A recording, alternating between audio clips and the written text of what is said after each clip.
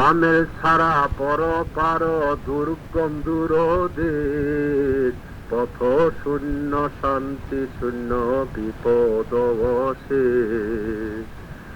মহাপিপাসা রঙ্গভূমি, চলন্ত দাহ দিবস জামি, দিগন্ত বিস্তৃত যেন অগ্নি সজ্জা পরে, তপ্ত দেহ উষ্ণ শ্বাস বন্যি জ্বালায় মরে।